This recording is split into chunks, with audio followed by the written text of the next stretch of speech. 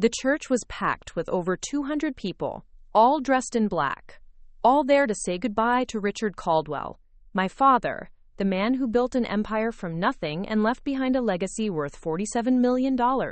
I sat in the front row, tears streaming down my face, clutching the small envelope he'd pressed into my hands just 3 days before he died. "Promise me, Emma," he'd whispered from his hospital bed, his voice barely audible over the beeping machines. "Promise me you'll wait until the right moment." I had no idea what he meant then. I was about to find out. My sister Victoria stood at the podium, her designer black dress impeccable, her makeup perfect despite the supposed grief. She'd always been the golden child, Harvard MBA, successful investment firm, the daughter who never disappointed. As she began her eulogy, something felt wrong. Her words were too polished, too rehearsed, like a business presentation rather than a farewell to our father. Then she did something that made my blood run cold. She grabbed the microphone tighter and announced to the entire congregation, "Before we close today, I want everyone to know that Dad left everything to me. The company, the properties, all of it." He knew I was the only one capable of carrying on his legacy. The church fell silent. That's when I stood up, envelope in hand, and realized why Dad had made me promise to wait for the right moment. I'd love to know which corner of the globe you're watching from. And if this story speaks to you, make sure to subscribe. Tomorrow's video is one you absolutely can't miss. Victoria's words echoed through St. Michael's Cathedral like a slap to every person in that room. "Dad left everything to me." She said it with such confidence, such finality, that for a moment even I questioned what I held in my hands. The congregation shifted uncomfortably in their pews. Aunt Margaret gasped audibly from the third row. Our father's longtime business partner, Frank Thompson, looked like he'd been punched in the gut. But it was the way Victoria smiled, that cold, calculated smile I'd seen her use in boardrooms, that made something snap inside me. This wasn't grief. This was a performance, a hostile takeover disguised as a eulogy. I felt my legs moving before my brain caught up. The envelope crinkled in my trembling fingers as I stood. Every eye in the cathedral turned to me. Victoria's smile faltered for just a second when she saw me rising from my seat. "I'm sorry," I said, my voice cutting through the heavy silence, "but that's not true." The words left my mouth before I could stop them. Victoria's face went white, then red, then something dangerous I'd never seen before. The microphone screeched with feedback as her grip tightened. "Emma, sit down," she hissed, trying to maintain her composure in front of 200 witnesses. "This isn't the time or place for your dramatics."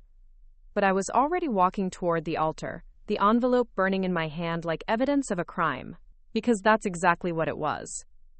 "This document," I said, holding it up for everyone to see, "tells a very different story about Dad's final wishes." Victoria's mask finally slipped completely. In front of our father's casket, surrounded by everyone who ever mattered in our family's life, she snarled at me with pure venom.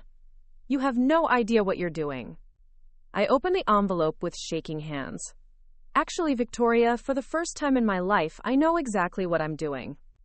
The silence in that cathedral was deafening. Even the organ seemed to hold its breath. And in that moment, standing in front of my father's casket with the truth in my hands, I realized this had been coming for 28 years. The golden child versus the forgotten daughter. The heir apparent versus the family disappointment. But Dad had seen something Victoria never counted on. He'd seen who we really were. Growing up as Richard Caldwell's younger daughter meant living in Victoria's shadow from the day I was born. She was 3 years older, brilliant, ambitious, and everything our father seemed to want in a child. While I struggled with dyslexia and barely scraped through high school, Victoria was valedictorian, prom queen, and accepted to Harvard before her 18th birthday. Our mother, Sarah, died when I was 12, and Victoria was 15. Cancer took her slowly, painfully, and after she was gone, our house in Riverside, Connecticut became more like a corporate headquarters than a home. Dad threw himself into building Caldwell Industries, and Victoria threw herself into becoming his perfect successor. I remember the dinner conversations, if you could call them that. Dad would ask Victoria about her classes, her internships, her 5-year plan. Then he'd turn to me with this forced smile and ask how school was going. When I'd try to tell him about the volunteer work I was doing at the animal shelter, or the art classes I loved, he'd nod politely and change the subject back to business. By the time I graduated college, barely, and from a state school Dad considered beneath our family standards, Victoria was already working at Goldman Sachs and making more money than most people see in a lifetime. I bounced between jobs, trying to find my place in a world that seemed designed for people like her, not people like me. The worst part wasn't Dad's disappointment in me. It was watching Victoria actively work to widen the gap between us. She'd schedule important family meetings when she knew I was working. She'd make comments about my life choices during holiday dinners. She'd suggest to Dad that maybe it was time I learned to stand on my own 2 feet financially. When Dad had his first heart attack 3 years ago, Victoria immediately stepped in as interim CEO. She moved into the corner office like she'd been waiting for the opportunity her whole life. And maybe she had been. I was working as a veterinary assistant then, barely making ends meet in my tiny apartment in Hartford, 30 minutes away from the family estate I'd never felt welcome in. The second heart attack came 18 months later. This time, Victoria didn't just step in, she moved in. She convinced Dad to let her handle all his medical decisions, all his legal affairs, all his business operations. She became the gatekeeper between him and the rest of the world, including me. I started noticing things during my visits to the hospital. How Victoria would suddenly appear whenever I was having a meaningful conversation with Dad. How she'd interrupt with urgent business matters that couldn't wait. How she'd escort me out, saying Dad needed his rest, then stay for hours herself discussing, quote, estate planning. The night Dad called me to come to the hospital alone, Victoria was supposed to be in New York at a board meeting. He looked so frail in that hospital bed, connected to machines that beeped and hummed around the clock. But his eyes were clear, focused, more alert than I'd seen him in months. "Emma," he said, gripping my hand with surprising strength, "I need to tell you something about your sister." That's when everything changed. "Your sister has been lying to me," Dad whispered, his voice barely audible above the steady beep of the heart monitor. "About you, about a lot of things." Quote, I felt my world tilt sideways. "What do you mean?"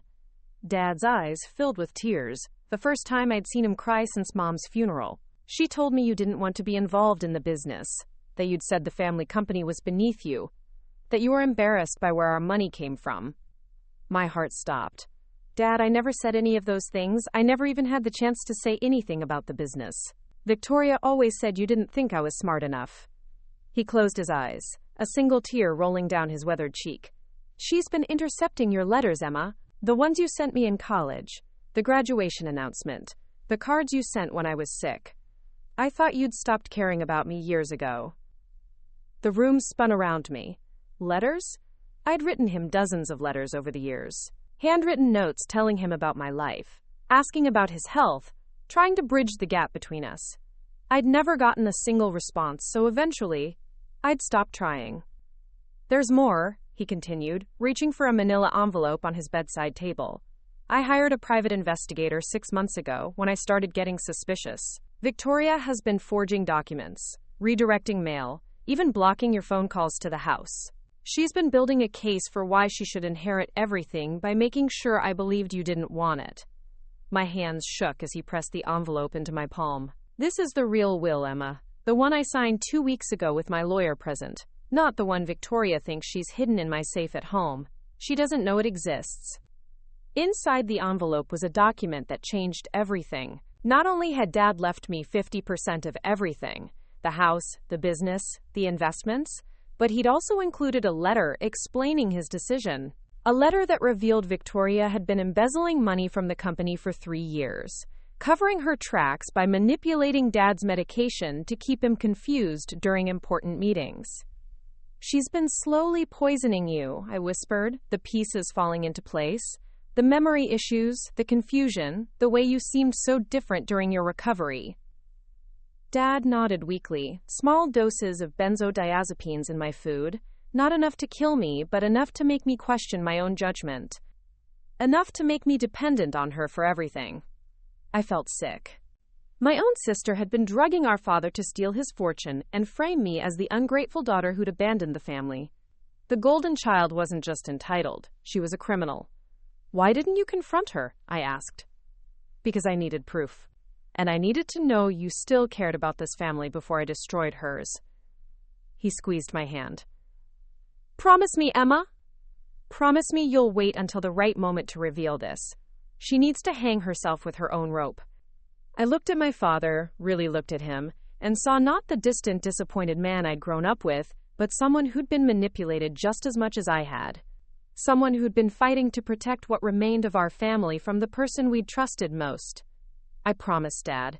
But what if something happens to you before? It won't, he said firmly. And if it does, you'll know what to do. You've always been stronger than Victoria thinks.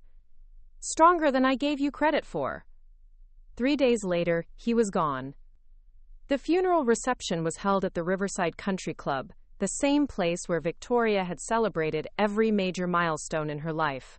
I watched her work the room like a politician, accepting condolences with just the right amount of composed grief, discussing, quote, the transition of leadership with Dad's business associates as if it were already a done deal. She changed into a different black dress for the reception, something more networking appropriate, I supposed. She moved through the crowd with her usual confidence, occasionally glancing my way with a look that said, we'll deal with your little outburst later. But I wasn't the same broken little sister who'd sat quietly through years of dismissal and manipulation. I had Dad's letter burning in my purse, along with bank statements showing where Victoria had been funneling company money into her personal accounts. I had photos of the medication bottles found in her apartment, the ones that matched the drugs in Dad's system. I had voice recordings of her coaching Dad's doctor to increase his anxiety medication doses. The moment came during her second speech of the day, this one ostensibly about Dad's legacy, but really about her vision for the company's future. She was standing near the memorial table, surrounded by Dad's closest friends and business partners, when she made her fatal mistake. A lot of love and effort went into bringing this story to life. If you're enjoying it, we'd be so grateful if you'd subscribe to our channel. Now, back to where we left off. Dad always knew I was the natural choice to lead Caldwell Industries into the next generation, she said, that familiar smile playing at her lips. Emma, bless her heart, was never interested in business. She made that clear years ago when she chose her own path. Dad respected that decision, and he made his wishes clear in his will. Frank Thompson, Dad's business partner of 30 years, looked uncomfortable. Victoria, I know this is difficult, but shouldn't Emma be part of these discussions? I mean, family business decisions. Emma had her chance to be involved, Victoria interrupted smoothly. She chose not to be. In fact, she told Dad repeatedly that she found the whole thing distasteful, that she wanted nothing to do with dirty money, as she put it. That was my cue. I stood up from my table in the back of the room, every conversation around me grinding to a halt. That's interesting, Victoria, because I've never said any of those things. In fact, I've never had the opportunity to say anything about the family business, because you made sure Dad and I never had those conversations. Victoria's smile tightened. Emma, please, not here, not today. Why not here? Why not today? I walked toward her, the envelope in my hand like a weapon. You just announced, to a room full of people, that Dad left everything to you. You turned his funeral into your coronation ceremony. I think that makes this exactly the right place and time. The room was dead silent now. Even the catering staff had stopped moving. Victoria's mask was slipping, but she tried one more time to regain control. You're obviously upset, and I understand that. Grief makes people say things they don't mean. But we both know Dad's wishes. Do we? I held up the envelope. Because I have his actual wishes right here, along with some very interesting documents about what you've been doing to him for the past 3 years. Victoria went pale. For the first time in my life, I saw genuine fear in her eyes. You don't know what you're talking about, she whispered. Drug tests, I said clearly, loud enough for everyone to hear. Bank records, forged documents, a systematic pattern of elder abuse and financial fraud. Should I go on? Victoria lunged for the envelope, but I pulled it back. The mask wasn't just slipping now. It was completely gone. In front of 200 people, including Dad's lawyer, his accountant, and 3 members of the company's board of directors, my sister revealed exactly who she really was. "You stupid little bitch," she snarled. "You have no idea what you're doing. I built this company while you were playing with puppies and wasting your life. You think you can just waltz in here and take what's mine?" The room gasped. Frank Thompson stepped forward. "Victoria, that's enough." But she wasn't done. "I've spent 15 years cleaning up after Emma's failures, making excuses for her, protecting the family name from her embarrassment. She doesn't deserve a penny of what Dad built." "You're right," I said calmly. "I don't deserve what Dad built, but I deserve what he chose to leave me. And what he chose to leave me was the truth about you." I opened the envelope. The first document I pulled out was the real will, signed and notarized just 2 weeks before Dad's death. I read the relevant section aloud. "To my daughter, Emma Rose Caldwell, I leave 50% of all my assets, including my shares in Caldwell Industries, with the hope that she will help guide the company with the integrity and compassion I failed to show her growing up."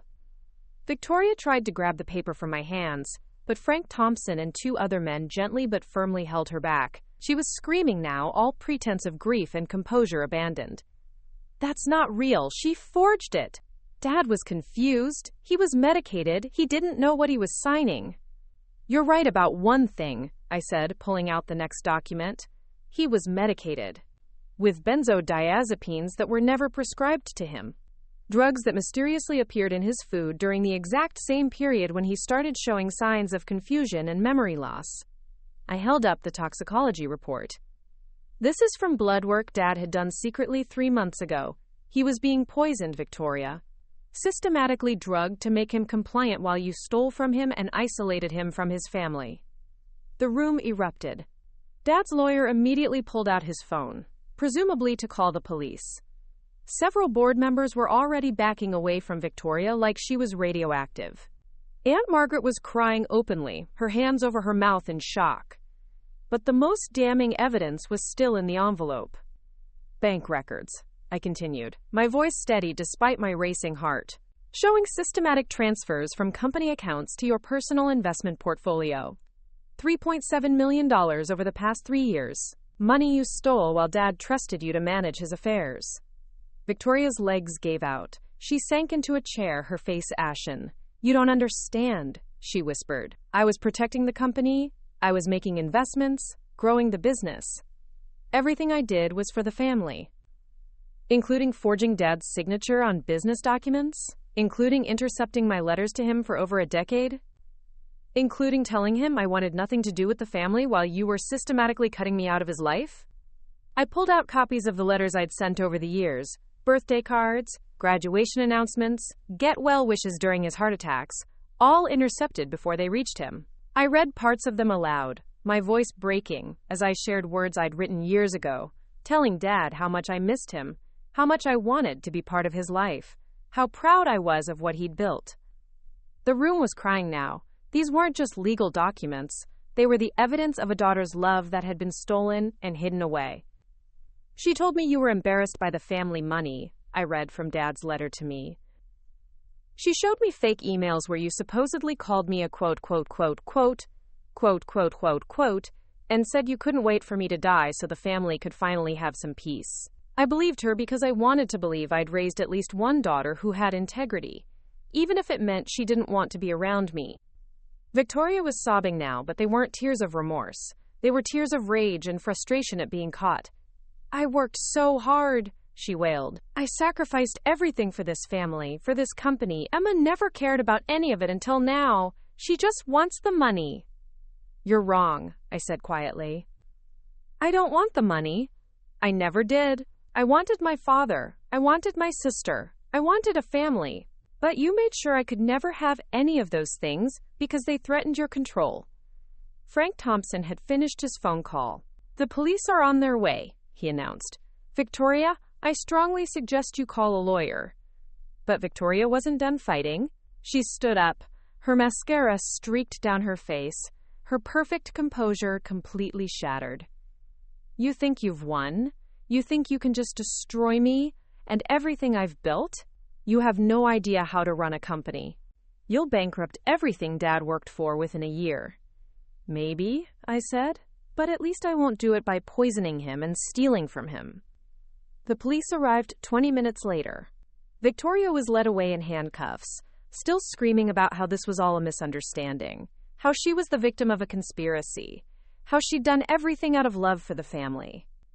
As the crowd dispersed, Frank Thompson approached me. "Emma," he said quietly, "I owe you an apology. We all do. Your father talked about you more than you know, especially these past few months. He said he'd failed you as a father, but he hoped it wasn't too late to make things right." I looked around the empty reception hall, at the memorial photos of Dad, at the life we might have had if Victoria hadn't stolen it from us piece by piece. "He did make it right," I said. "He gave me the truth. That's all I ever wanted." 6 months later, I was sitting in Dad's old office, my office now, looking out at the Hartford skyline and thinking about how much had changed. Victoria had pled guilty to elder abuse, fraud, and embezzlement in exchange for a reduced sentence. She was serving 3 years in federal prison, and the court had ordered her to pay back every penny she'd stolen. The company was thriving under new leadership. I'd hired a CEO with 20 years of experience in sustainable business practices, and together we'd shifted Caldwell Industries toward renewable energy and ethical manufacturing. It was what Dad had always wanted to do but never felt he could afford to risk. I kept the veterinary clinic job 2 days a week. Some things were too important to give up, and I'd learned that loving what you do matters more than how much money you make doing it. The rest of my time was spent learning the business Dad had built, understanding not just the numbers but the people behind them. Frank Thompson became my mentor and closest advisor. He told me stories about Dad I'd never heard. How he'd started the company with a $500 loan and a dream of building something that would last generations. How he'd worried constantly that success was changing him into someone his daughters wouldn't recognize or respect. How he'd talked about me every day after Mom died, but felt like he didn't know how to connect with a daughter who seemed so different from him. "He was afraid you thought he was disappointed in you," Frank told me one afternoon as we reviewed quarterly reports. The truth was, he was disappointed in himself for not knowing how to show you he was proud of who you were becoming. I found boxes of letters in Dad's desk, letters he'd written to me over the years but never sent, apologies for missing school events because of work, congratulations on my college graduation that he'd apparently agonized over for weeks, trying to find the right words, questions about my life that he'd wanted to ask but hadn't known how. Victoria had stolen more than money from our family. She'd stolen time, connection, love. But she hadn't stolen everything. I used part of my inheritance to establish the Sarah Caldwell Foundation, named after our mother, focused on supporting families dealing with elder abuse and financial exploitation. We helped families navigate the legal system, provided resources for victims, and funded research into the warning signs of financial abuse. Every week, I received letters from people who'd heard my story and found the courage to speak up about their own situations. Adult children discovering that a sibling had been stealing from elderly parents. Families realizing that sudden personality changes in their loved ones might not be aging or illness, but deliberate manipulation. One letter particularly stood out. It was from a woman named Patricia, whose older brother had been systematically isolating their father and controlling his finances. She'd suspected something was wrong but hadn't known how to prove it or who to turn to for help. "Watching you stand up at that funeral gave me the courage to start asking questions," she wrote. "We found evidence that my brother had been drugging Dad and forging his signature on legal documents. Dad is safe now, and my brother is in prison. Thank you for showing me that sometimes the people we trust most are the ones we need to question." That's when I realized why Dad had made me promise to wait for the right moment. It wasn't just about exposing Victoria or protecting the family fortune. It was about showing the world that evil often comes dressed as love, that the people who hurt us most are often the ones who claim to be protecting us. Standing up to Victoria at Dad's funeral wasn't just about inheritance or justice. It was about refusing to let someone else write the story of who I was and what I deserved. It was about finding my voice after years of being told I didn't have one worth hearing. The golden child had fallen, but the forgotten daughter had found her place in the world. Not as Dad's successor or Victoria's victim, but as someone strong enough to speak truth when everyone else wanted to stay silent. I still keep that envelope on my desk, empty now, but for one item. A photo of Dad and me from when I was 7 years old, building sandcastles on the beach during our last family vacation before Mom got sick. We're both laughing, covered in sand, completely happy in that moment before life got complicated. Victoria had tried to erase that little girl, to convince everyone, including me, that she'd never existed. But she was wrong. That little girl grew up to be a woman who could stand in a room full of people and demand to be heard. A woman who could look at her father's casket and choose truth over peace, justice over family loyalty. Sometimes the inheritance that matters most isn't money or property. Sometimes it's the courage to be who you really are, even when everyone around you wants you to be someone else. And sometimes the right moment to speak up is the moment when staying silent would let the lies win. Dad knew that. That's why he waited. That's why he made me promise. And that's why I'll never stop speaking up for the people who are still waiting for their right moment to be heard. Looking for more? We've got 2 amazing stories ready for you right on screen.